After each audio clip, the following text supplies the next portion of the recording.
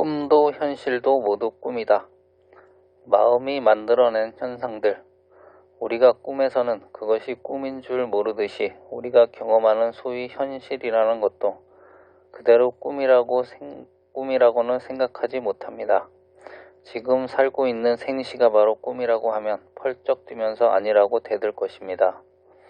그러면 어찌하여 이 생시가 영원히 꿈인데도 꿈인 줄을 모르냐 하는 것입니다. 그것은 너무도 똑같기 때문입니다. 꿈에서도 결혼해서 아들, 딸 낳아서 대학까지 공부시키고 또 장가 드리고 시집 보내서 손자를 보고 하여 잘 삽니다. 이처럼 우리가 꿈속에서 겪는 세계나 생시의 일들이 너무도 같기 때문에 그 꿈을 깨기 전까지는 그게 꿈인 줄을 모르는 것입니다. 꿈속에서도 태양이 있고 지구가 있고 산소, 수소가 있으며 온 우주가 다 거기에 있습니다. 꿈에도 설탕은 달고 소금은 짜고 추나추동 사시절이 있어서 날씨가 차고 더우며 어린애를 낳아서 키워보면 어려서부터 점점 자라서 커갑니다. 그러니 이러한 것을 어떻게 꿈인 줄 알겠느냐 말입니다. 그렇게 하다가 꿈을 깨워 볼라치면 시간은 불과 1분도 채 안 되어 있습니다. 그런데 꿈은 누가 창조했느냐 하면 우리 마음이 그런 현상들을 만들어낸 것입니다. 내가 그 모든 것을 기억해 가지고 있다가 그 기억들이 지구도 되고 태양도 되고 시집가고 장가가는 것입니다. 거기에 추나추동 시간이 흐르고 전자 양자 에너지가 흐르고 있습니다. 아폴로 호 인공위성이 900만 가지 부속품으로 조립되어 달나라에 가서 생방송을 합니다. 이렇게 꿈속의 세계는 이 현실과 조금도 다름이 없어서 이 현실보다 부족한 것이 없습니다.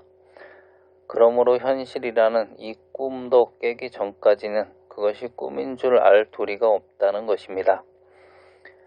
이러한 모든 것의 창조주인 우리의 마음은 제 몸뚱이도 만들고 제 아버지, 어머니, 조부모 등 모든 것을 다 만들어내는 것인데 인류의 5천년 문화도 이 마음에서 나온 한 개의 꿈의 소산입니다.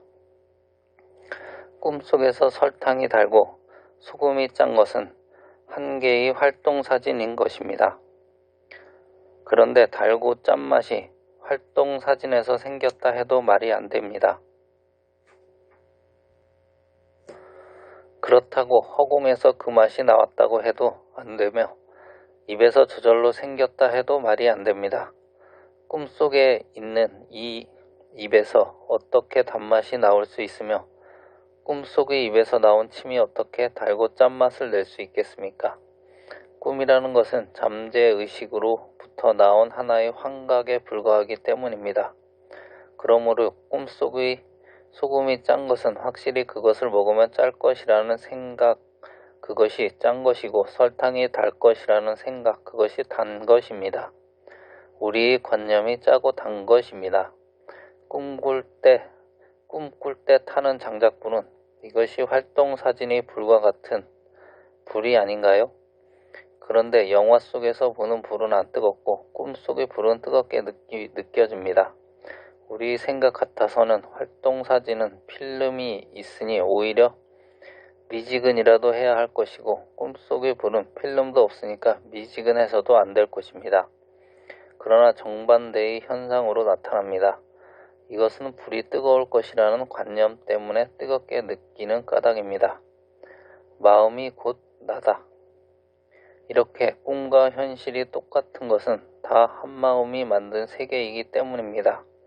꿈을 꿀 때도 이 몸뚱이, 처자, 재산 다 그대로 놓아두고 마음만 나아가서 꿈 세계를 창조해 놓습니다. 꿈을 깰 때도 꿈속에서 있던 몸뚱이, 처자, 재산을 다 그대로 놓아두고 마음만 생시로 나옵니다. 그래서 우주를 만들고 몸뚱이, 처자, 재산을 만듭니다. 꿈하고 똑같은 세계를 만듭니다. 거기서 본래 살던 곳이어서 아버지, 어머니가 나보다 먼저 있고 내가 공부하던 학교가 있습니다. 그러다가 또다시 꿈속에 들어가서도 생시와 똑같은 굉장한 현실을 생시와 똑같이 창조해냅니다. 이렇게 우리는 낮꿈과 밤꿈을 반복합니다. 우리가 꿈의 이치로 볼 때 마음이 온갖 능력을 다 갖추어 가지고 있음을 알 수 있는데, 다만 이제까지 비판하지 않고 그냥 살아왔기 때문에 확실히 모르는 것뿐입니다. 옛날부터 진리는 아주 높고 높은 데 있는 줄로 아는 분이 많지만, 그러나 요즘에는 평범 가운데 진리가 있다는 것을 많은 사람들이 깨치고 있습니다. 그러나 더욱 깨쳐야 할 일은 진리 가운데 참 진리는 평범 이하의 평범 가운데 있다는 사실입니다. 평범 이하의 평범은 꿈밖에 없습니다. 꿈을 중대한 연구 재료로 취급하지 않아서 그럴 뿐입니다. 사실 꿈 이야기를 하면 실없는 것으로 취급되었고, 점잖은 사람은 꿈을 꾸어 놓고도 남에게 이야기하지 않는 것으로 예부터 되어 왔습니다. 뱀들은 꿈이 없다는 소리를 자주 합니다. 거짓말이 아닙니다. 뱀 노릇을 제대로 하는 수자들은 꿈이 없게 됩니다.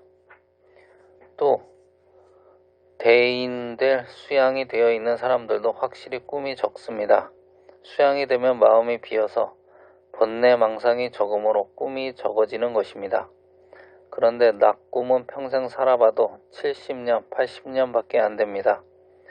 그것도 잠자는 시간, 병 앓는 시간 다 빼고 나면 몇십 년에 불과한 것입니다. 그렇지만 밤꿈은 몇백 년, 몇천 년을 삽니다.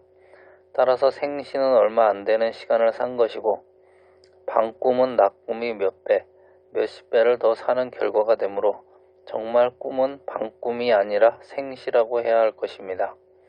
그러나 이 가운데 변하지 않는 것이 하나 있습니다. 그것은 마음, 즉 나입니다. 이 마음이 들어서 낮꿈과 밤꿈을 만들어 놓았습니다. 이 마음을 내놓고는 현실이 없고 다른 것은 다 거짓말이고 없는 것입니다. 과거는 지나갔으니 현실이 될 수 없고, 미래는 닥쳐오지 않았으니 현실이 아니며, 현재라고 하는 시간도 없는 것이니 현실이 있을 수 없습니다. 이것을 착각해서 육체가 나라는 망상, 이 같은 생각이 앞서기 때문에 마음이 정신을 못 차리고, 아침 먹고 나면 점심 먹기 위해서 뼈가 빠지도록 노동을 하고, 점심 먹고 나면 저녁을 먹기 위해서 뼈가 빠지도록 노동을 합니다. 이 일을 하느라고 정신을 못 차리고 결국 육체의 노예가 되고 낮꿈, 밤꿈의 노예가 됩니다. 그래서 탐심, 진심, 치심, 덩어리의 업을 지어 세세생생 고생을 하는 업에 끄달려 삽니다. 이 마음을 바로 깨달으면 몸뚱이를 위한 그런 생활이 아니라 중생을 위하고 남을 위한 자비의 생활을 하게 되는 것입니다. 이때야 비로소 안심이 있고 극락이 있는 것입니다. 신신명의 대의, 신신명 해제. 신신명은 삼조 승찬대사께서 지으신 참선 법문입니다. 옛날부터 신신명은 선지가 완전하게 천명된 조사님의 법문으로 선찰해서 조석으로 독송되어 왔습니다. 마음을 바로 가리켜 성품을 깨닫고 부처를 이루게 하라. 직지인심 견성선불은 뜻을 잘못 알고 문자를 일체 배우지 말라는 뜻으로 다음 세상에 잘못 전해질 것을 걱정하여 신신명을 지었다고 합니다. 후세의 불자들이 반딧불이와 같은 작은 지혜로 불조의 깊고 깊은 자비 법문을 그르칠 것을 걱정하신 것입니다. 초조 달마 스님이 가훈이 잘못 전해져서 사선으로 떨어질 것을 막기 위해 이 글을 지으셨습니다. 이 신신명은 승찬 스님의 법증손이 되시는 육조 해능 스님이 단경과 더불어 선종 최고의 소위 경전 가운데 하나입니다. 승찬대사는 늦은 나이까지 거사로 있다가 40이 넘어서야 이조 해가 스님을 만났습니다. 그때 승찬 스님은 세상 사람들이 천형병이라고 하는 문둥병에 걸려 있었습니다. 천형이란 천별을 받는 병이라는 뜻입니다. 삼조 스님은 이조 스님을 뵙고 스님이시여 원컨대 자비로써 저희 죄를 참해 주십시오. 이에 해가 스님께서 죄를 가져오너라 그대를 위해서 참해 주리라고 말씀하셨습니다. 해가 스님께서는 달마 스님께 팔을 잘라 바쳤지만 승찬 스님은 오장육부까지 다 바치고 싶어 하셨습니다. 말없이 잠시 있던 승찬 스님은 이렇게 대답하셨습니다. 죄를 찾아보아도 불가득입니다. 찾을 수 없습니다. 해가 스님은 곧 죄를 다 참에 마쳤으니 이제는 불법승 삼보에 의지하라고 하셨습니다. 스님을 배웠고 승보를 알았사오나 무엇을 불법이라 하시나이까? 해가 스님은 이 마음이 곧 불이요 이 마음이 곧 법이니 곧 둘이 아니다라고 하셨습니다. 이렇게 해서 2조 스님은 3조 스님에게 마음 법문으로 법을 전하셨습니다. 역대 조사님이 전하신 법이 다 이 마음 법문입니다. 승찬 스님께서 이 마음법을 얻어서 법문을 지으신 것이 바로 신신명입니다. 내가 서론에서 말한 마음, 나가 다 이 마음법의 해설입니다. 신신명 37개송이 다 이렇게 저렇게 이 마음을 요약한 법문입니다. 우주가 다 이 속에 있고 온갖 진리가 다 이 가운데 있습니다. 그래서 옛날부터 선지식님들이 말하기를 신신명 가운데에는 8만대전경이 다 들어있고 대소승이 다 들어있다고 했습니다. 동시에 각종 원리가 다 들어있고 선종을 겸해서 전등, 염송의 뜻이 다 들어있고 1700화두가 낱낱이 다 들어가 있다고 하셨습니다.